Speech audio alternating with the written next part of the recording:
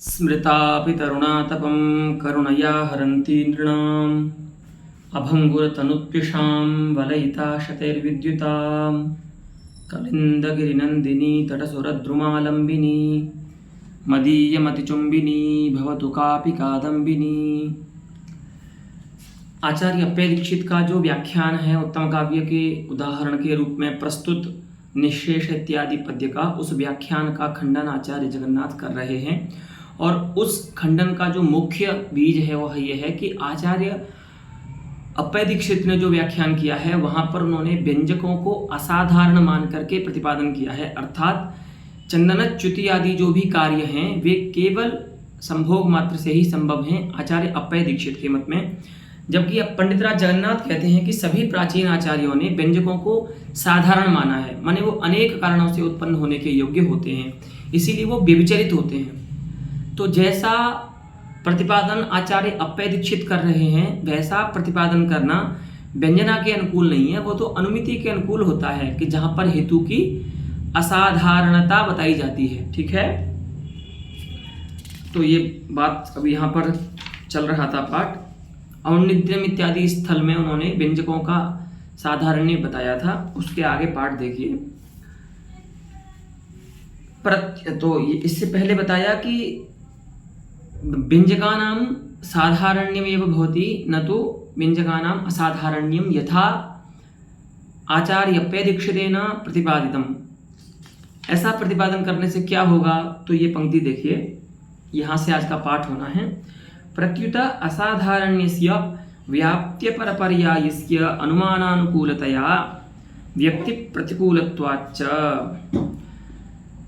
इस प्रकार का जो अर्थ का असाधारण्य है, हेतु का जो असाधारण्य है, कार्य का जो असाधारण्य है, वह अनुमिति के अनुकूल होता है, या व्याप्ति है अपर पर्याय अर्थात दूसरी संज्ञा जिसकी ऐसे अनुमान के लिए आवश्यक होता है, वह व्यक्ति के तो प्रतिकूल हो जाता है, व्यंजना के तो वो प्रतिकूल हो जाता है। अर्थात व्यंजक अर्थ को असाधारण नहीं होना चाहिए। ठीक है, असाधारण जो होता है वह तो अनुमिति का हेतु होता है, अनुमान जो होता है अनुमान में हेतु, इसीलिए अनुमान के अनुकूल है इस प्रकार का हेतु, इस प्रकार का अर्थ व्यंजना के अनुकूल नहीं है। इस प्रकार का यहाँ पर व्याख्या करते हैं। फिर से आचार्य जगन्नाथ व्यंजकों के असाधारण्य यदि मानते हैं तो एक और प्रकार से खंडन कर रहे हैं, वो देखिए।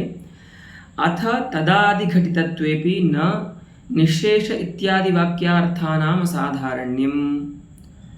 उन निःशेष इत्यादि वाक्यार्थों का असाधारण्य नहीं है तटादि घटित होने पर भी, अर्थात तटादि शब्द का प्रयोग करने पर भी, जो कि आचार्य अप्पय दीक्षित कह रहे हैं ना कि तट शब्द का प्रयोग कर दिया इसलिए स्नान की व्यावृत्ति हो गई, स्नान से अब वो संभव नहीं है उस प्रकार का जो चंदन का च्यवन है, तो बोल रहे हैं कि ऐसा नहीं है। तटादि शब्दों का प्रयोग होने पर भी निःशेष इत्यादि जो वाक्यार्थ हैं वे असाधारण नहीं हैं, उनका असाधारण्य नहीं है। क्यों नहीं है उसमें युक्ति बता रहे हैं, देखिए।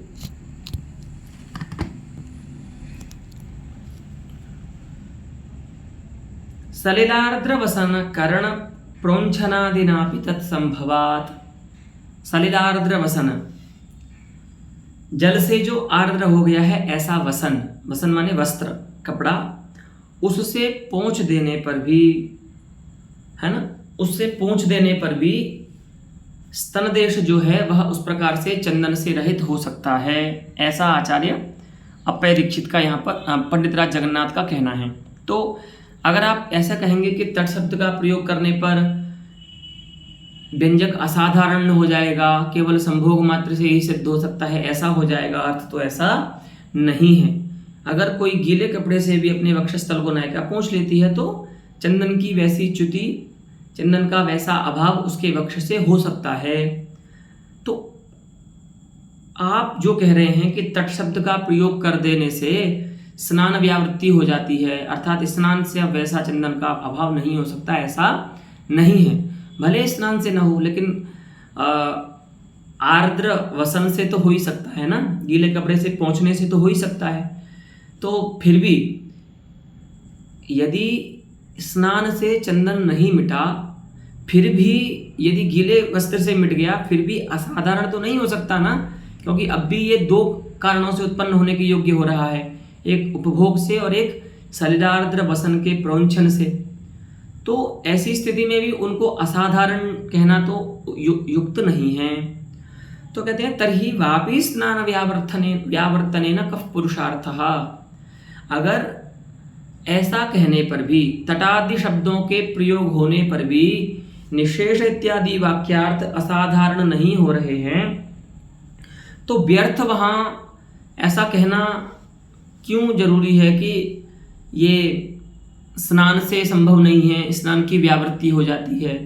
भैया स्नान की संभावना को समाप्त क्यों कर रहे हो, उसकी संभावना को भी रहने दीजिए, क्योंकि तट शब्द का प्रयोग होने पर भी वो व्यंजक अर्थ असाधारण तो नहीं हो रहा है, क्योंकि वो दूसरे कारण से भी उत्पन्न हो सकता है संभोग के अतिरिक्त।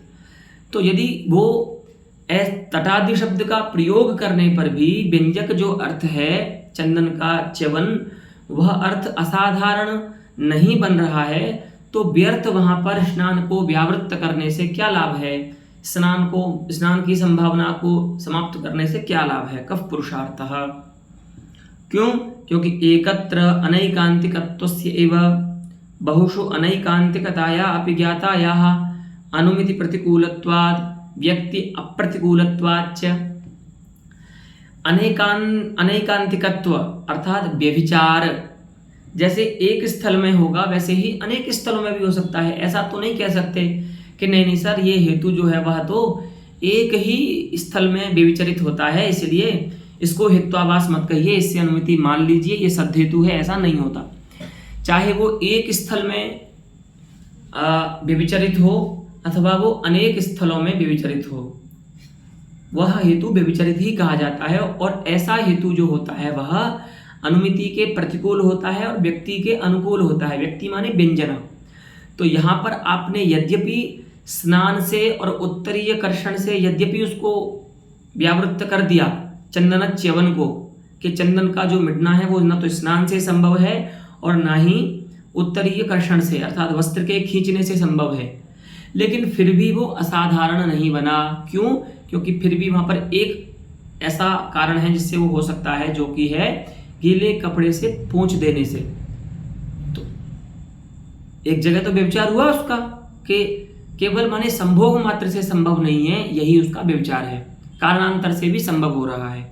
अब वो चाहे जैसे एक कारण से संभव हो रहा है वैसे अनेक से संभव हो, उसमें क्या समस्या है। तो आप केवल स्नान को ही व्यावृत्त क्यों कर रहे हो, स्नान से उत्पन्न होने की संभावना को क्यों समाप्त कर रहे हो अपनी व्याख्या के अनुसार। ठीक है, क्योंकि अगर आप ऐसा कहेंगे कि नहीं देखो भले एक जगह उसका व्यभिचार हो जाए लेकिन स्नान से भी होगा संभव, उत्तरीय कर्षण से भी होगा, तब तो व्यभिचार बड़ा हो जाएगा।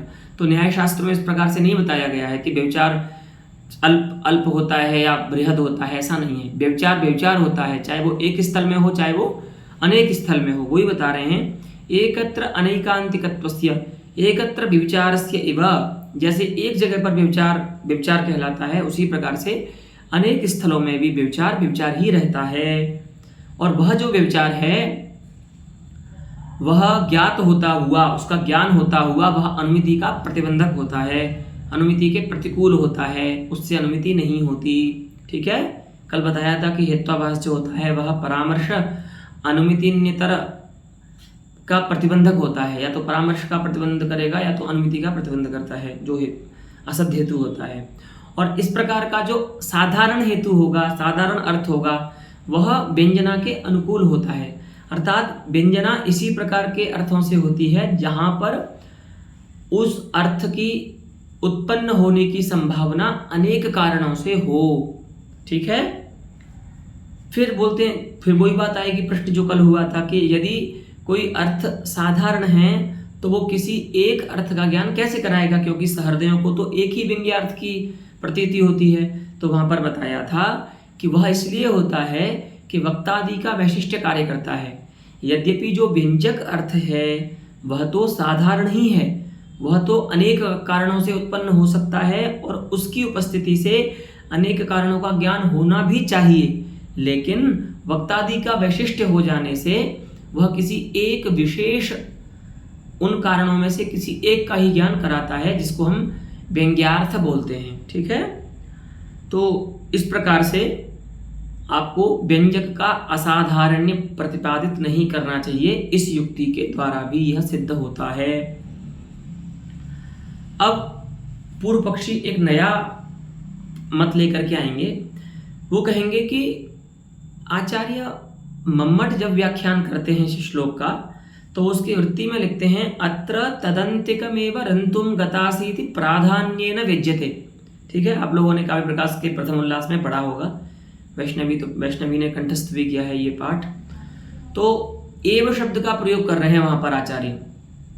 ठीक है, मम्मट आचार्य जो हैं, तो पूर्व पक्षी कहता है कि देखो हम ही नहीं है जो केवल असाधारण्य मानते हैं, आचार्य मम्मट भी असाधारण्य मान रहे हैं एव पद का प्रयोग करके वहां पर। ठीक है, कि तदंतिकमेव रंतुम गतासी, उसके पास रमण करने ही गई थी, अर्थात एक ही अर्थ की संभावना है इन सभी व्यंजक अर्थों से। ठीक है, तो आचार्य मम्मट भी व्यंजक अर्थों का असाधारण्य सूचित कर रहे हैं एवकार का प्रयोग करके। ऐसा पूर्व पक्ष आ रहा है, जिसका समाधान आचार्य जगन्नाथ यहाँ करेंगे। ठीक है, अपि च अत्र ही तदंतिकमेव रंतुम गतासी इति व्यंग्य शरीरे।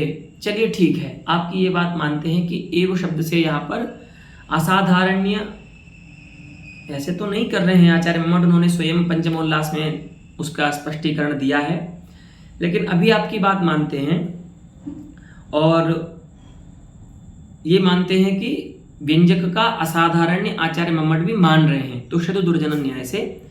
लेकिन अब इसमें ध्यान दीजिए, ये जो व्यंग्य शरीर है ना, पूरा एक व्यंग्यार्थ का शरीर है। वो व्यंग्यार्थ क्या है कि तुम उस नायक के पास ही गई थी उसका रमण करने के लिए, उसके साथ रमण करने के लिए। अत्र ही तदंतिकमेव रंतुम गतासीति प्राधान्येन विद्यते। तो प्रधान व्यंग्य जो है उसमें दो घटक हैं, दो अर्थ हैं, है ना, घटक के रूप में। कौन कौन है? एक तो है कि तुम उसके पास गई थी। ठीक है, तो एक तदंतिक गमन रूप अर्थ है व्यंग, इस व्यंग्य के अंदर, और दूसरा अर्थ है रमण। ठीक है, तो तदंतिक गमन अपरम व्यंग्यमस्ति रमणम नायकेन सह अस्याह रमणम एवं घटकद्वयमस्ति अस्मिन् व्यंग्य शरीरे। ठीक है, वही बता रहे हैं कि व्यंग्य शरीरे तदंतिक गमनम रमण रूप फलांशश्चेति द्वयम घटकम। दो हैं घटक, एक तो है उसके पास जाना और उसका उपभोग करना, उसके साथ रमण करना, ऐसे दो घटक हैं। अब यह प्रश्न होगा, तत्र तावत् तदंतिकम गतासी इति अंशस्य त्वन्मते व्यंग्यत्वमेव दुरुपपादम। उस अगर आप उस व्यंग्य शरीर को लेकर के बात करेंगे, तब तो आपके मत में एक जो व्यंग्य घटक है ना, कि तुम उसके पास ही गई थी, इस व्यंग्य घटक की व्यंग्यता ही नहीं होगी। अर्थात इसको थोड़ा आप लोग सावधानी से समझेंगे, ये थोड़ा सा आपको कठिन लगेगा अपेक्षाकृत और पाठ से। देखिए, आचार्य मम्मट ने जो व्यंग्य बताया इस श्लोक में, प्रधान व्यंग्य बताया कि तुम उसके पास रमण करने के लिए गई थी। इसमें दो अंश हैं, एक तो है उसके पास गई थी, यह तदंतिक गमन रूप अंश, दूसरा है उसका रमण किया, तो रमण रूप अंश। तो इसमें जो पहला अंश है ना, ये दोनों ही व्यंग्य हैं। ठीक है, प्रधान व्यंग्य के अंश हैं। तो इसमें जो पहला घटक है उसके पास गई थी, यह जो अंश है वो आचार्य अप्पय दीक्षित के मत में व्यंग्य ही नहीं हो सकता, ऐसा आचार्य जगन्नाथ कह रहे हैं। क्यों नहीं व्यंग्य हो सकता, तो बता रहे हैं, देखिए समझिए, इसको थोड़ा सा अच्छे से समझिएगा। त्वदुक्तरीत्या विशेषण वाक्यार्थानां निःशेष इत्यादि प्रतिपाद्यानां वाच्यार्थे वापि स्नाने बाधितत्वात्। पहले तो ये समझिए, आचार्य अप्पय दीक्षित ने जो व्याख्या की है, उस व्याख्या के अनुसार वापी स्नान में विशेषण वाक्यार्थों का अन्वय बाधित है ना, क्योंकि उन्होंने क्या बताया है कि ये जो अर्थ हैं चंदन का मिटना, दूती के स्तन देश से चंदन का मिटना, उसके अधर से राग का मिटना, उसके नेत्रों के प्रांत से नेत्र प्रांत से काजल का मिटना, उसके शरीर का रोमांचित होना, ये जो चारों व्यंजक अर्थ हैं ये स्नान से संभव नहीं है, ऐसा स्वयं व्याख्यान किया है आचार्य अप्पय दीक्षित ने।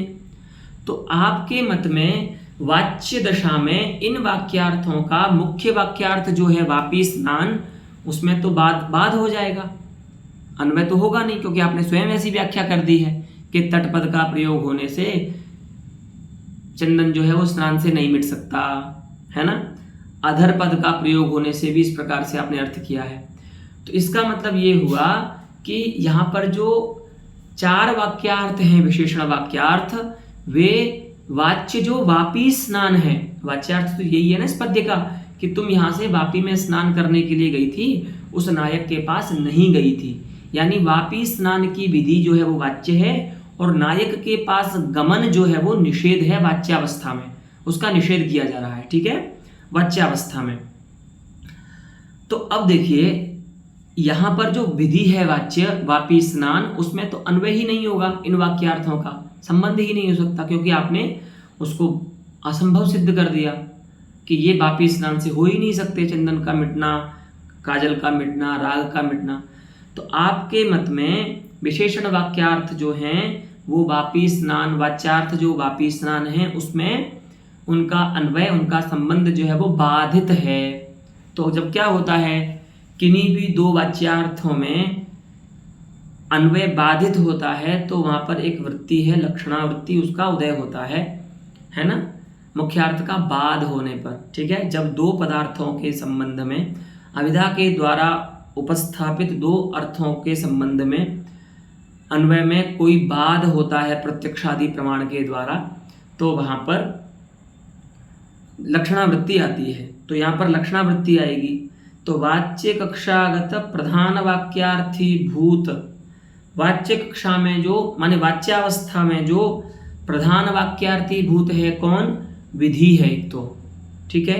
तो विधि किसकी है, वापी स्नान की विधि है कि तुम वापी में स्नान करने गई थी, और निषेध क्या है वहाँ पर प्रधान, तो वहाँ पर नायक गमन के प्रति जो निषेध है वो, तो ये 2 प्रधान वाक्यार्थ हैं वहाँ पर, ठीक है।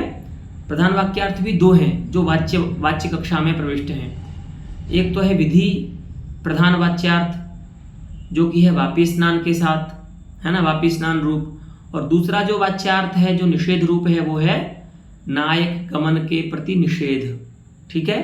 ऐसे 2 जो वाच्यार्थ हैं वो यहाँ पर प्रधान हैं, ठीक है, 2 ही वाक्यार्थ बनेंगे। तो वाच्य कक्षागत माने वाच्यावस्था में जो प्रधान वाक्यार्थ हैं वो कितने हैं, 2 हैं, एक तो विधि और दूसरा निषेध। विधि है वापी स्नान की और निषेध है नायक गमन के प्रति। तो उनके द्वारा प्रतिपादित जो गता और नगता हैं, 2 शब्द हैं ना जिन शब्दों के द्वारा विधि निषेध बताया जा रहा है, यहाँ पर ध्यान दीजिएगा। मैं फिर से कह रहा हूँ कि अगर आप थोड़ा भी मन इधर उधर करेंगे तो समझ में नहीं आएगा। ये विधि निषेध जिन 2 पदों के द्वारा बताया जा रहा है, ठीक है।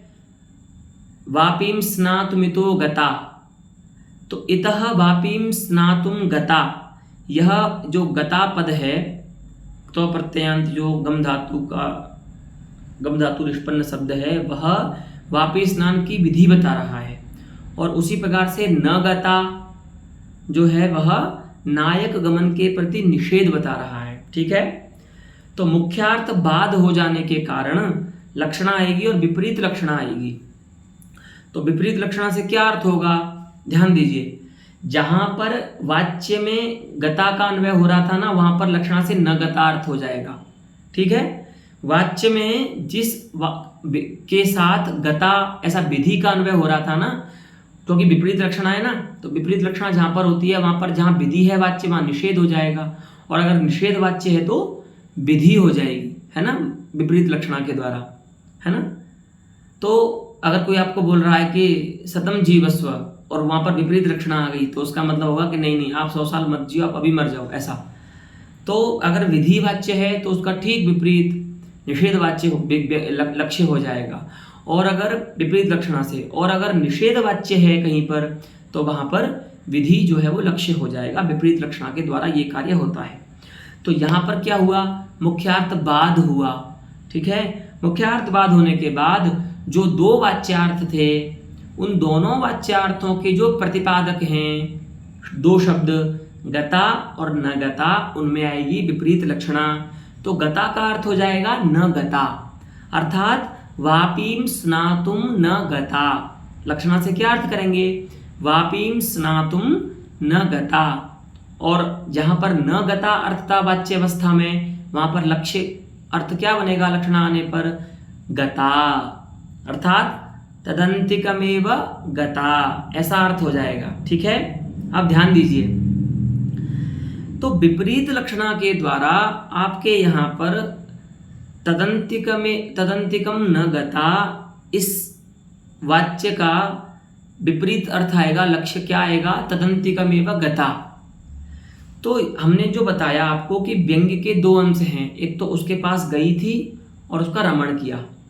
उसमें जो उसके पास गई थी, यह अर्थ तो लक्षणा से ही आ गया आपके यहाँ पर, इसके लिए तो व्यंजना की आवश्यकता ही नहीं हुई। ठीक है कि नहीं, क्योंकि विपरीत लक्षणा आ गई ना। अब मुख्यार्थ बाद हुआ, मुख्यार्थ बाद होने के बाद विपरीत लक्षणा आएगी। विपरीत लक्षणा आएगी तो जहां पर गता ऐसा अर्थ कर रहे हैं, तो वापी स्नान का तो विधि था, तो वापी स्नान जो है वहां पर निषेध लक्ष्य हो जाएगा कि वापीम स्नातुम न गता, ऐसा विपरीत लक्षणा से अर्थ करेंगे। और जहां पर न गता ऐसा अर्थ कर रहे थे हम वाच्यवस्था में, वाच्य कक्षा में, वहां पर अब विधि लक्ष्य हो जाएगा। तो वाच्य कक्षा में कौन किसका निषेध हो रहा था कि उसके पास नहीं गई, तुम तो वापी में नहाने गई थी, तो उसके पास नहीं गई, ऐसा जो वाच्यार्थ है निषेध रूप, वह अब लक्ष्य बनेगा तो विधि हो जाएगा। तो तदंतिकमेव रंतुम गता, ऐसा अर्थ हो जाएगा। तो जो अर्थ व्यंग्य हो रहा है, तदंतिकमेव रंतुम गतासी, इस अंश में एक जो तदंतिक गमन रूप व्यंग्य अंश है, वह आपके यहाँ पर अर्थात आचार्य अप्पय दीक्षित के व्याख्यान के अनुसार कैसा हो जा रहा है, तद व्यंग्यम लक्ष्यमेव भवति, सह अर्थः लक्ष्यार्थो भवति। अतः उसकी व्यंग्यता की तो आप बात ही मत कीजिए। वहां पर तो व्यंजक, जब अर्थ व्यंजक व्यंग्य ही नहीं रहा तो उसके व्यंजक कौन बनेंगे, उसके कोई व्यंजक बनेगा ही नहीं। वही बता रहे हैं कि त्वन्मते व्यंग्यत्वं दुरुपपादम, कस्य व्यंग्यत्वं, तो तस्मिन् व्यंग्य शरीरे यह एकः व्यंग्यार्थः अस्ति यत् तदन्तिकमेव त्वं गता इति व्यंग्यांशस्य व्यंग्यत्वम् आचार्य अप्पय दीक्षितस्य मते दुरुपपादम् अस्ति, अर्थात उपपादयितुं न शक्यं। कथं, यतो हि विशेषणवाक्यार्थानां निशेष इत्यादि प्रतिपाद्यानां वाच्यार्थे वापीष्टाने बाधितत्वात् वाच्यकक्षागत प्रधानवाक्यार्थीभूत विधिनिषेध प्रतिपादकाभ्यां गता न गता इति शब्दाभ्यां विरोधी लक्षणया, इन दोनों शब्दों के द्वारा विरोधी लक्षण आएगी। विरोधी लक्षण माने विपरीत लक्षण। ठीक है, उपकृतम बहुतत्र किमुच्यते सुजनता प्रथिता भवता परम इत्यादि पद्य में जो लक्षण है ना, वही लक्षणा यहाँ पर आएगी जो वैपरीत्य संबंध से प्रवृत्त होती है। तो उस लक्षणा के द्वारा गता जो वाच्यार्थ है वो क्या हो जाएगा, न गता, और न गता जो वाच्यार्थ है वो क्या हो जाएगा, गता। तो इसलिए निषेधस्य विधेश्च प्रतीतेर उत्पत्तेः, तो गता इस शब्द से तो निषेध की प्रतीति होगी लक्षणा के द्वारा, और न गता से विधि की प्रतीति होगी। ठीक है, इसीलिए आपके मत में तो वह अर्थ व्यंग्य ही नहीं बनता है, तो उसके व्यंजक के साधारण असाधारण की चर्चा ही नहीं होती है। पहले उसको व्यंग्य तो बनाइए, ये प्रश्न होता है। इस तरह से खंडन करते हैं आचार्य।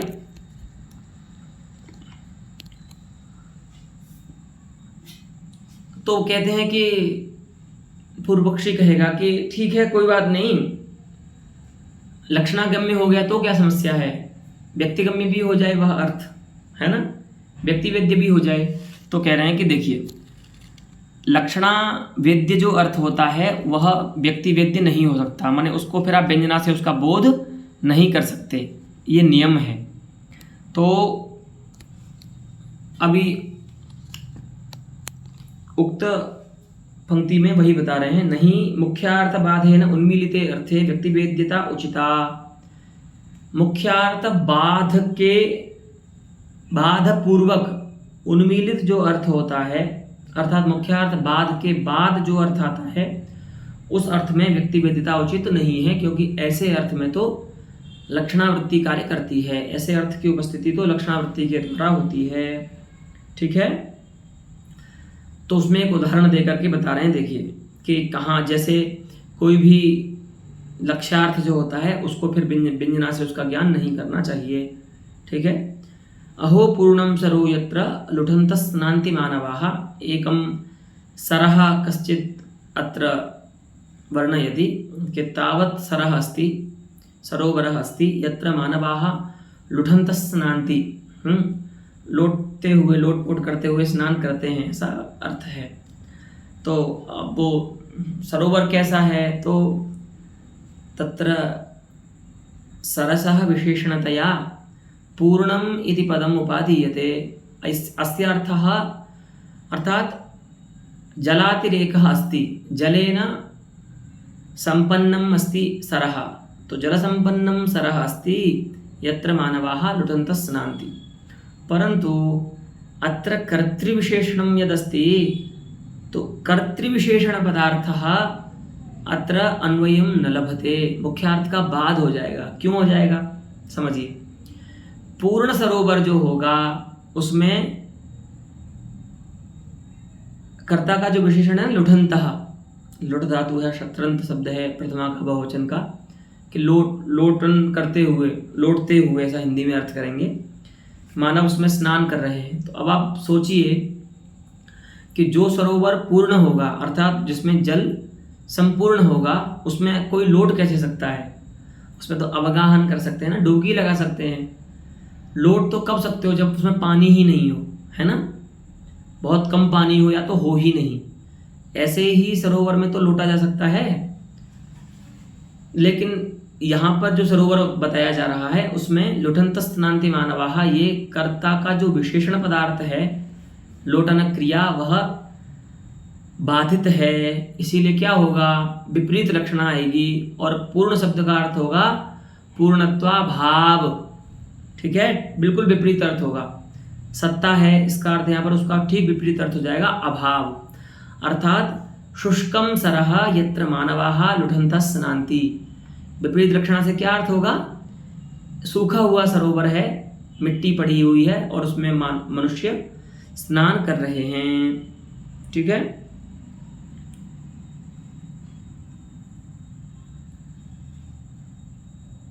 इदानीम अयम यह अर्थ आगतः कि अयम इदं सरः शुष्कमस्ति इति कृत्वा मानवाः अत्र लुठन्तः स्नान्ति। अयम् अर्थः लक्षणया उपस्थापितः, पुनः लक्षणया उपस्थापिते अर्थे व्यंजना प्रवर्तेत इति नियमो नास्ति। लक्षणा के द्वारा उपस्थापित अर्थ में व्यंजना का कोई कार्य नहीं होता है। हाँ, उस अर्थ के बाद यदि चित्त की विश्रांति नहीं होती है, तदर्थ ज्ञान के बाद भी, और अगर चित्त की विश्रांति नहीं होती है और उस अर्थ में लक्षणा क्यों की गई उस शब्द की, ऐसा प्रयोजन जिज्ञासा यदि होती है चित्त में, तो फिर कोई अन्य अर्थ अगर आता है तो वो व्यंजना से आ सकता है लक्षणा के प्रयोजन के रूप में। लेकिन जो लक्ष्यार्थ बन रहा है उसमें व्यक्ति वेद्यता नहीं हो सकती, उसको हम व्यंजना से नहीं जान सकते, क्योंकि ये तो लक्षणा का अवसर होता है जहाँ पर कोई मुख्यार्थ का बाद होता है, उसके बाद लक्षणावृत्ति का आगमन होता है। ठीक है, तो वही बता रहे हैं कि इत्यत्र कर्तृविशेषणानुपपत्त्यधीनोल्लासे पूर्णत्वाभावे, यहाँ पर कर्तृविशेषणानुपपत्ति होने के बाद जो उल्लसित होता है पूर्णत्वाभाव, अर्थात उपस्थित होता है पूर्णत्वाभाव रूप अर्थ, अर्थात शुष्क, तब तो बाद नहीं होगा कि सूखे सरोवर में मनुष्य जो है वो लोटपोट कर रहे हैं, है ना, स्नान कर रहे हैं इस प्रकार से। तो ऐसे तो कर सकते हैं। अब कोई कहे कि नहीं साहब, पूरा भरा हुआ है तालाब और उसमें लोग लौट करके स्नान कर रहे हैं, तो ये संभव नहीं है। तो ये पूर्णत्वा भाव रूप जो अर्थ आया वो लक्षणा से आया। तो जैसे इस अर्थ में भी क्या है, ये भी अर्थ कैसा है, मुख्यार्थ बाधेन उन्मीलित अर्थ है। ये भी मुख्यार्थ बाद होने के बाद उपस्थित हुआ है। तो जैसे इस अर्थ में व्यक्ति वेद्यता नहीं मानी जा सकती, वैसे ही मुख्यार्थ बाध के बाद जो अर्थ उपस्थित हुआ है तदंतिक गमन रूप, उसमें आइए प्रस्तुत पदार्थ में तदंतिक गमन रूप जो अर्थ लक्षणा से आया है, विपरीत लक्षणा से, उसमें व्यक्ति वेद्यता नहीं मानी जानी चाहिए। इस प्रकार का आग्रह मत कीजिए कि उसको आप लक्षणा से ज्ञात होने के बाद पुनः व्यंजना से उसकी उपस्थिति मान लीजिए। ठीक है। तो एवं न भवति लक्षणया उपस्थापिते अर्थे पुनः व्यक्ति ही न प्रवर्तते, व्यंजना न प्रवर्तते उपस्थापयितुं। ठीक है।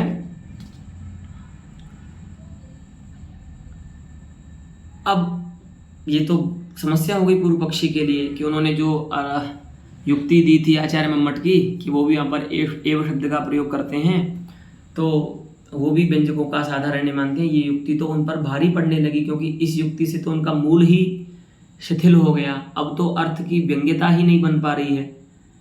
तो व्यंजक की बात तो दूर है, पहले अर्थ को तो व्यंग्य बनाइए।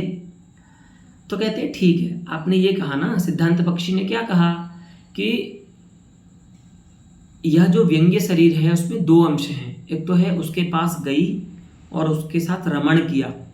तो पहला जो अर्थ है वो यद्यपि व्यंग्य नहीं हो रहा है तो ना हो, लेकिन जो दूसरा रमण रूप है अर्थ, व्यंग्य जो हो रहा है उसका दूसरा जो घटक है व्यंग्य शरीर का, वो तो व्यक्ति वेद्य है, वो तो व्यंग्य हो रहा है। तो क्या समस्या है? ठीक है। तदगत जो उसी के चलते व्यंजकों में असाधारण मान लीजिए। तो कहते हैं अब उसको लेकर के समाधान कर रहे हैं। अथ तदंतिक गमनस्य लक्षणा वेद्यत्वेपि रमणरूप फलांशस्य रमणस्य फलांशस्य लक्ष्य शक्ति मूल ध्वननम अवेद्य ध्वनन वेद्यत्वम अव्याहतमेव। लक्षणामूल व्यंजना वेद्यता उस अर्थ की तो बनी हुई है ना, तो उसको मान लीजिए व्यंग्य। रमण रूप जो आपने दो घटक किए उस व्यंग्यार्थ के, एक तो तदंतिक गमन और दूसरा रमण रूप अंश। तो तदंतिक गमन यद्यपि लक्षणावेद्य हो गया, हो जाने दीजिए। तस्य लक्षणावेद्यत्वेपि रमण रूपस्य फलांशस्य, रमण रूप जो फलांश है, भाई फल तो यही है, मुख्य व्यंग्य तो यही बनेगा। तो रमण रूप जो फलांश है वो तो लक्षणामूल व्यंजना से ही ज्ञात हो रहा है ना वहाँ पर, तो उसको व्यंग्य मानिए उसको, उसमें क्या समस्या है? तो कहते हैं इति चेत क्यों नहीं है। अगर आप ऐसा कहेंगे तो आप फिर इस प्रकार से व्याख्या हम करते हैं उसका जवाब दीजिए। तो इसको भी आचार्य नहीं मानते हैं। ठीक है। देखिए, माने ये भी व्यंग्य नहीं होगा अर्थ। क्यों नहीं होगा तो बता रहे हैं। देखिए, ये उन्हीं की व्याख्या से बता रहे हैं कि आपने ही ऐसा बताया है कि अर्थापत्ति प्रमाण से यहाँ पर संभोग रूप अर्थ का ज्ञान हो जाता है। तो जो अर्थापत्ति प्रमाण से ज्ञात अर्थ है वो पदार्थ नहीं बन सकता है, क्योंकि एक नियम होता है अनन्य लभ्यो ही शब्दार्थः स एव अर्थः शब्दार्थः व्यपदेष्टुं शक्यः यः अर्थः शब्द प्रमाणेन उपस्थापितो भवति। शब्देतर प्रमाणबुद्ध्योर्थः शब्दार्थः वक्तुं न युज्यते, है ना। तो अर्थापत्ति तो शब्देतर प्रमाण है, तो इसीलिए रमण रूप अर्थ भी आपकी व्याख्या के अनुसार ही व्यंग्य नहीं बनता है। तो क्यों नहीं बनता है? अब देखिए, आचार्य अभय दीक्षित ने जो व्याख्या की है उसी व्याख्या को लेकर के यहाँ पर खंडन कर रहे हैं पंडितराज जगन्नाथ। अधमत्वम अप्रकृष्टत्वम नायिका स्वप्रेयांसम अधम इति पदेन व्यपदिशति। तत्र अधमत्वम नाम किम? अधमपदशक्यतावच्छेदकं यदस्ति तत् नाम किम? तो कहते हैं अप्रकृष्टत्वम, बुरा होना, अप्रकृष्ट होना। ठीक है। अब बुरा होना जो है किसी भी मनुष्य का, वो कैसे आता है? अप्रकृष्टता किसी मनुष्य में कैसे आती है? तो कहते हैं दो प्रकार से आ सकती है। एक तो जातीय आ सकती है, ठीक है, कि नायिका उच्च जातीया अस्ति तदपेक्षया नायकः निम्न जातीयः अस्ति इति जात्या अपकर्षः आगन्तुं शक्नोति। द्वितीयः कर्मणा, है ना। तो अब वो बता रहे हैं कि जात्या कर्मणा वा भवति तच्च अपकृष्टत्वं जात्या कर्मणा वा भवति। या तो जाति से आप में अपकृष्टता आएगी या तो नायक में कर्म से आएगी। तत्र जात्यापकर्षम उत्तम नायिका नायकस्य न वदति, है ना। क्यों? क्योंकि इसको उसने वर के रूप में वर्ण किया है, तो अब वह इसका जात्यापकर्ष प्रतिपादित नहीं कर सकती अधम बोल करके, ठीक है। ये तो उसका शील भंग होगा ना, उसका स्वभाव प्रतिकूल बात है ये तो।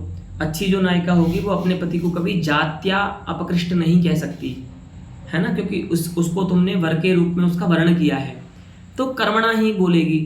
तो वो अब आचार्य इतना ही निरूपण करते हैं। अप्पय दीक्षित ने तो बहुत सारा निरूपण किया है वहाँ पर, लेकिन पंडित राज इतना ही निरूपण करके बोलते हैं कि इस प्रकार का जो आपने निरूपण किया है उसमें आपने ये सिद्ध किया है इत्यादिना संदर्भेण कि भवता एव अर्थापत्ति वेद्यतायाः स्फुटं वचनात्। आपने अर्थापत्ति वेद्यता मानी है, रमण की भी आपने अर्थापत्ति वेद्यता मानी है। माने नायिका, ऐसा अर्थ आता है कि नायिका किसी भी अन्य कारण से नायक को अधम नहीं कह सकती। देखिए, जात्या तो कहेगी नहीं क्योंकि ये उत्तम नायिका है, तो कर्म से कहेगी। तो कर्म भी दो प्रकार के हैं यहाँ पर, है ना। एक तो ये सद्य अपराध है, ये है, और एक प्राचीन अपराध है, ठीक है। तो वो अप्पय दीक्षित कहते हैं कि प्राचीन अपराधों को लेकर के भी वो अधम नहीं कह रही है, क्योंकि प्राचीन अपराधों को अगर उसके मन में होते तो वो अपनी दूती को भेजती ही नहीं मनाने के लिए। तो प्राचीन अपराध तो उसने भुला दिए हैं, उस नायक के जो प्राचीन अपराध थे, प्राचीन धृष्टताएं थी पुरानी, उसको तो भुला दिया उसने, तभी तो अपनी दूती को भेजा कि जाओ मना के लाओ उसको मेरे पास। तो पुराने अपराधों से भी वो उसको अधम नहीं कह रही है। तो क्या बचता है? एक ही ऐसा कर्म बचता है, दूती संभोग रूप हीन कर्म बचता है, जिसके कारण वह अपने पति को अधम कह रही है। ऐसा अर्थापत्ति प्रमाण वहाँ पर आता है। अर्थापत्ति प्रमाण क्या होता है? जहाँ पर कोई अर्थ किसी अर्थ विशेष के बिना अनुपपन्न होता है, वहाँ जो अर्थ होता है उस अर्थ से उस दूसरे अर्थ का ज्ञान हो जाता है। अब यहाँ पर अर्थ शब्द बहुत बार आ गया, इसको समझ लीजिए। देखिए, पीनो देवदत्तः दिवा न भुंक्ते। कोई देवदत्त नाम का व्यक्ति है जो दिन में भोजन नहीं करता और फिर भी वो पीन है, मोटा है, स्थूल है। तो अब जो स्थूलता है वो तो भोजन के बिना अनुपपन्न है। तो यहाँ पर क्या होगा? पीनत्व को देख करके रात्रि भोजन का ज्ञान हो जाता है, ठीक है। तो इसीलिए यहाँ पर जो रात्रि भोजन का जो ज्ञान हुआ पीनत्व के दर्शन से, वह ज्ञान अर्थापत्ति प्रमाण से होता है। मीमांसकों के मत में ये प्रमाण माना जाता है। यहाँ पर भी ध्यान दीजिए, नायिका का अधम पद का प्रयोग करना नायक के लिए, वो किसके बिना नहीं हो सकता? दूती संभोग रूप हीन कर्म के बिना नहीं हो सकता, ठीक है। क्योंकि आपने संभावनाएं सब समाप्त कर दी हैं व्याख्या के अनुसार। ऐसी व्याख्या की है आपने कि नायिका किसी भी अन्य कारण से अपने पति को अधम कह ही नहीं सकती। वो कहेगी तो एक ही ऐसा कार्य है, दुष्कृत है नायक का, जिससे वो उसको अधम कहेगी। वो क्या है? दूती संभोग रूप हीन कर्म है। तो यहाँ पर क्या होगा? दूती संभोग रूप हीन कर्म के बिना अधम पद व्यवहार नायक के प्रति अनुपपन्न है। इसीलिए अधम पद का जो व्यवहार है वह नायक का जो अपराध है, दूती संभोग रूप अपराध, उसका ज्ञान कराएगा। जैसे वहाँ पर पीनता जो है, स्थूलता जो है, वह देवदत्त के रात्रि भोजन का ज्ञान करा रही थी, ऐसे ही यहाँ पर अधम पद का जो प्रयोग है नायिका का, वह नायक के दूती संभोग रूप हीन कर्म का ज्ञान कराएगी। ऐसा आपने अर्थापत्ति प्रमाण से होगा, ऐसा आपने निरूपण किया है चित्त मीमांसा में। तो आप यह भी नहीं कह सकते कि रमण रूप जो फलांश है वह व्यंग्य होगा, क्योंकि उसके भी व्यंग्य होने की आपने कोई कसर नहीं छोड़ी है, कोई अवकाश नहीं छोड़ा है। वह भी आपके मत में अर्थापत्ति प्रमाण से बोध्य हो जाएगा, ठीक है। तो इत्थम आचार्य मम्मटेन यद व्यंग्यम अत्र स्वीकृतम तस्मिन् व्यंग्य शरीरे यौ द्वौ व्यङ्ग्यार्थौ उपपद्यते तत्र प्रथमस्य व्यङ्ग्यत्वं तु न उपपद्यते भवन्मते भवद्व्याख्यानुगुणं तस्य व्यङ्ग्यत्वं दुरुपपादं भवति। द्वितीयं यदस्ति व्यङ्ग्यं रमणरूपं तदपि भवन्मते व्यङ्ग्यतां नावगाहते। किमर्थं? यतोहि यथा भवता व्याख्यातं तेन व्याख्यानेन तस्याप्यर्थस्य रमणरूपस्य अर्थापत्तिप्रमाणवेद्यता आपद्यते। ठीक है, इस प्रकार से आचार्य मम्मट के अनुसार यदि हम विचार करें तो आपके दोनों ही अर्थ, जो मुख्य व्यंग्यार्थ के जो दो घटक हैं, उन दोनों ही अर्थों में क्या नहीं है? व्यंग्यता नहीं आएगी।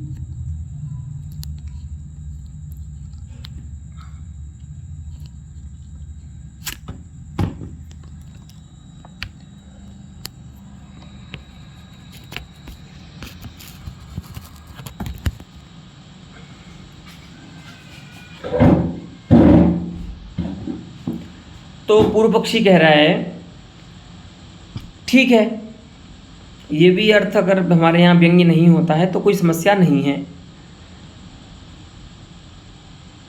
और यदि अर्थापत्ति वेद्यता इसमें है तो व्यक्ति वेद्यता क्यों नहीं आ सकती? पहली बात तो ये बताइए हमको। ठीक है, व्यंग्य नहीं हो सकता ये हम नहीं मान रहे हैं अभी। आप ये बताइए कि यह यदि अर्थापत्ति प्रमाण वेद्य है तो व्यक्ति वेद्य क्यों नहीं हो सकता? क्या समस्या है? तो देखिए, व्यक्ति क्या है, व्यंजना क्या है? एक शब्द प्रमाण है। ठीक है, उसके द्वारा जो उपस्थापित अर्थ होगा वह पदार्थ शब्दार्थ कहलाएगा। अर्थापत्ति प्रमाण जो है वह शब्देतर प्रमाण है, तो वह जो जिस अर्थ का बोध कराएगा वह शब्दार्थ नहीं कहलाया जा सकता। तो उस अर्थापत्ति प्रमाण के द्वारा वेद्य अर्थ को आप पुनः व्यंजना वेद्य नहीं कह सकते, क्योंकि वह शब्दार्थ नहीं बन सकता। वही कह रहे हैं अनन्य लभ्यस्य च शब्दार्थतायाः अस्वीकृतेः। जो शब्देतर प्रमाण से ज्ञात अर्थ होता है वह शब्दार्थ नहीं बन सकता, ऐसा सार्वत्रिक नियम है। ठीक है, तो इस प्रकार से यह मत भी इनका निरस्त हो जाता है कि आचार्य मम्मट ने एवकार का प्रयोग किया है तो वह भी व्यंजकों के असाधारण्य का प्रतिपादन तो करते ही हैं। ठीक है, इत्थम अयमपि पक्षः निरस्तप्रायः दृश्यते पूर्वपक्षिणः। इदानीं पक्षान्तरम् उदेति पूर्वपक्षस्यैव कि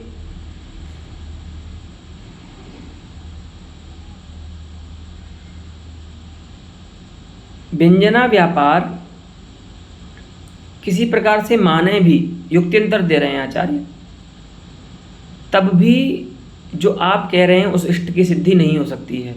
क्यों नहीं हो सकती है तो बता रहे हैं। देखिए, माने उत्तम काव्य का उदाहरण ये पद्य नहीं बन सकता है। अगर फिर भी आप उसमें व्यंजना व्यापार मानेंगे इस प्रकार का व्यंजकों का असाधारण्य बताने के बाद, तो यह काव्य उत्तम काव्य का उदाहरण ही नहीं बन पाएगा। क्यों नहीं बन पाएगा? तो देखिए, अपि च यथा कथंचित अंगीकुरुवात्र व्यंजना व्यापारम। आचार्य पैदीक्षितः अस्मिन् पद्ये व्यंजना व्यापारम एवं तो व्यंजना व्यापारस्य अवकाश एव नास्ति अत्र, यतोहि व्यंजकानाम् असाधारण्यं तेन प्रत्यपादि। तथापि यदि कथंचित अंगीक्रियते तेन अत्र व्यंजना व्यापारः, तदा का समस्या अस्ति? तथापि न तवेष्ट सिद्धिः। तवेष्ट सिद्धिर्नाम इदं पद्यम उत्तम काव्यस्य उदाहरणं न संपत्स्यते। क्यों नहीं होगा? तो कह रहे हैं, देखिए, वाच्यानां निःशेषच्युतचन्दनस्तनतटत्वादीनाम् अधमत्वस्य च त्वदुक्तरीत्या प्रकारान्तरेण अनुपपद्यमानतया दूतीसंभोगमात्रनिष्पाद्यत्वेन गुणीभूतव्यङ्ग्यत्वप्रसंगात्। ध्यान दीजिए, गुणीभूत व्यंग्य काव्य में एक भेद होता है वाच्य सिद्ध्यंग, जिसके बारे में आपने जाना था उत्तम काव्य का जब हम लक्षण पढ़ रहे थे, तो उसमें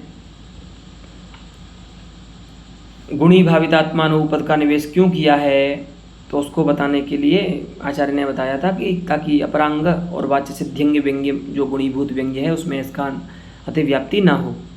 तो वाच्य सिद्ध्यंग व्यंग्य जो गुणीभूत व्यंग्य काव्य होता है उसमें क्या होता है, वाच्यार्थ जो होता है वह उपपन्न ही नहीं होता, वह पूर्ण ही नहीं होता, हाँ, कब तक? जब तक व्यंग्यार्थ का ज्ञान न होवे, अर्थात वाच्यार्थ की सिद्धि में, वाच्यार्थ की उपपत्ति में व्यंग्यार्थ का ज्ञान जो है वह हेतु बन जाता है। माने वाच्यार्थ की बुद्धि व्यंग्याधीन हो जाती है। ठीक है, तो ऐसी स्थिति में भी जो व्यंग्य है वह अप्रधान हो जाता है। ठीक है, ऐसे काव्य को हम उत्तम काव्य नहीं कहते जहाँ पर जो व्यंग्य है वह वाच्य की सिद्धि का अंग बन जाए, उसको हम गुणीभूत व्यंग्य काव्य मानते हैं। ठीक है, इनके मत में उत्तम काव्य होगा और प्राचीन आचार्यों के मत में वो मध्यम काव्य होगा।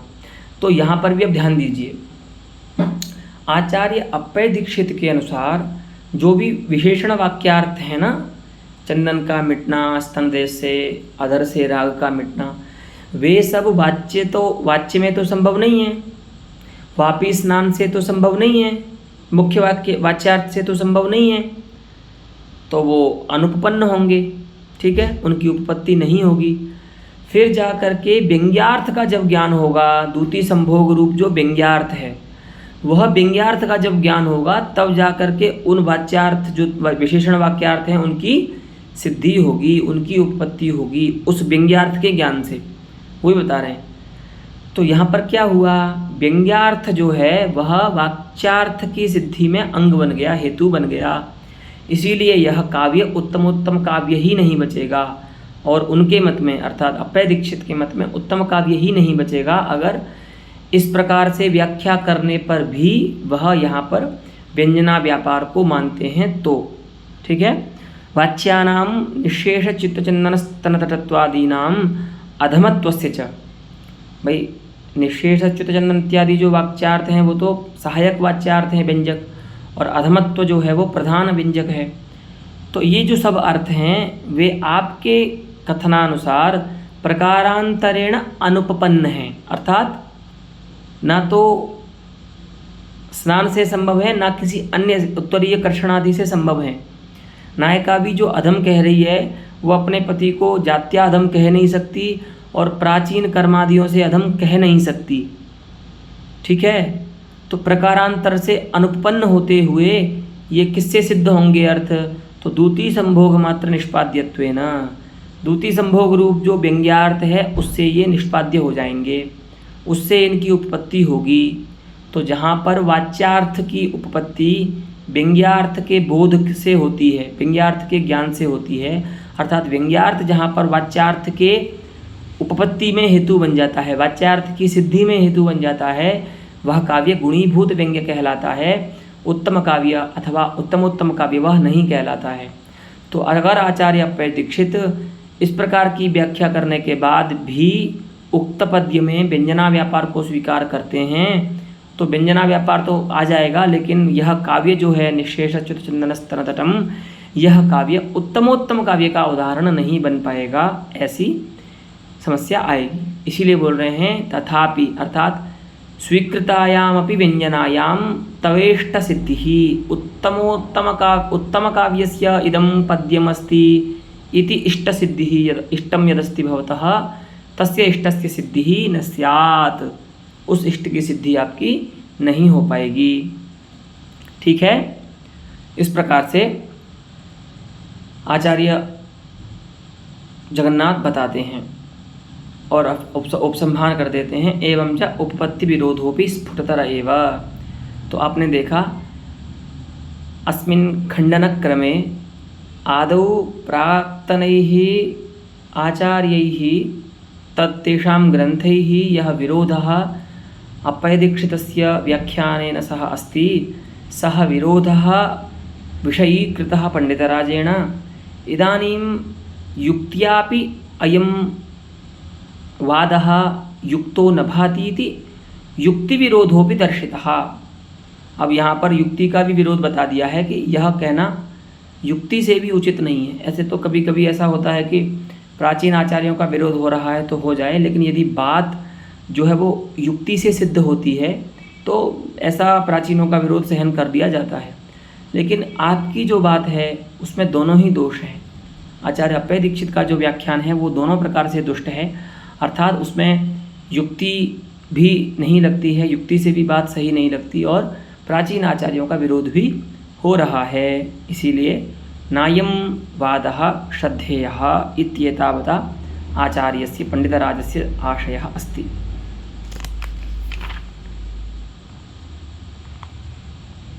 इसीलिए प्रतिज्ञा बोल रहे हैं, एकदम प्रतिज्ञा वाक्य बोलते हैं। तस्मात्, है ना, वाच्यार्थ साधारण्यमेवोचितम् अति विदग्ध नायिका निरूपितानां विशेषण वाक्यार्थानां। नायिका विदग्ध है ना, अत्यंत विदुषी है, वो ऐसे अर्थ का प्रयोग क्यों करेगी जो असाधारण हो? फिर तो कोई भी समझ जाएगा अर्थापत्ति प्रमाण से। नायिका उत्तम नायिका है, वह अपने पति का परस्त्री गमन को प्रकाशित नहीं करना चाहती, क्योंकि यह बहुत ही निंद्य कर्म है, बहुत ही हीन कर्म है समाज में। इसीलिए उसने ऐसे व्यंजक अर्थों का उपादान किया है वाच्यार्थ के रूप में, जो अनेक कारणों से संभव हैं, ताकि कोई भी व्यक्ति ये ना समझ पाए कि यह केवल माने संभोग रूप जो व्यंग्य है वो अत्यंत स्फुट हो जाए। ठीक है, इसीलिए बोल रहे हैं वाच्यार्थ साधारण्यमेव उचितम। ये जो वाच्यार्थ बताए गए हैं विशेषण वाच्यार्थ, इनका साधारण्य ही कहना उचित है। आचार्य अप्पय दीक्षित जो इनका असाधारण्य बताते हैं वो उचित नहीं है। क्यों, ऐसा क्यों कहना है? क्योंकि ये अति विदग्ध नायिका के द्वारा बोले जा रहे हैं। विदग्ध ही नहीं है, बहुत चतुर और बहुत विदुषी नायिका है। वो नहीं चाहती कि उसके पति का या उसकी सखी दूती का जो अपराध है उसको लोक जाने और उनकी निंदा करे, उनका अपयश हो। ठीक है, इसीलिए वो ऐसे वाच्यार्थ का प्रयोग कर रही है जो वाच्यार्थ अनेक कारणों से संभव हैं। इसीलिए वो जो व्यंग्य है वो सहृदय मात्र के द्वारा ही वेद्य होगा, जिस किसी के द्वारा अर्थापत्ति प्रमाण से वेद्य नहीं हो सकता। इसीलिए उन वाच्यार्थों को आप साधारण ही मानिए, असाधारण मत मानिए। विशेषण वाक्यार्थानां साधारण्यमेवोचितं न तु आचार्य अप्पय दीक्षितेनाभिमतम् असाधारण्यम। ठीक है, इदानीम् आचार्य जगन्नाथः अप्पय दीक्षितेन व्याख्यातम् एतत् पद्यं निरस्य स्वामिमतं व्याख्यानं पद्यस्यास्य प्रकटयति। यतो हि प्रश्नः भवति खलु, आप नहीं, क्योंकि आपने परपक्ष का तो खंडन कर दिया, अब उस पक्ष में आपकी क्या मति है? क्योंकि आप भी उसको उत्तम काव्य का उदाहरण तो मानते हैं। आप बहुभिः आचार्यैः अयं श्लोकः उत्तमकाव्यस्य उदाहरणतया प्रस्तावितः अस्ति। भवान् अपि उत्तमकाव्यमेव मनुते तं श्लोकम्। अतः भवन्मते पद्यस्यास्य कथं संगतिः अस्ति इति दर्शयतु। तेन आचार्य जगन्नाथः एतदग्रे निःशेषच्युतचन्दनम् इति पद्यस्य स्वाभिमतं व्याख्यानं प्रकटयिष्यति इति तावता अत्रैव पाठः समाप्तः भवति। अद्यतनपाठः, यत्र आचार्य अप्पय दीक्षितस्य यद् व्याख्यानमस्ति तस्य खंडनं विषयीकृतमस्ति। ठीक है, इसके आगे का जो पाठ है उसमें आचार्य जगन्नाथ के द्वारा जो इस पद्य का व्याख्यान किया गया है वह हम जानेंगे। ठीक है।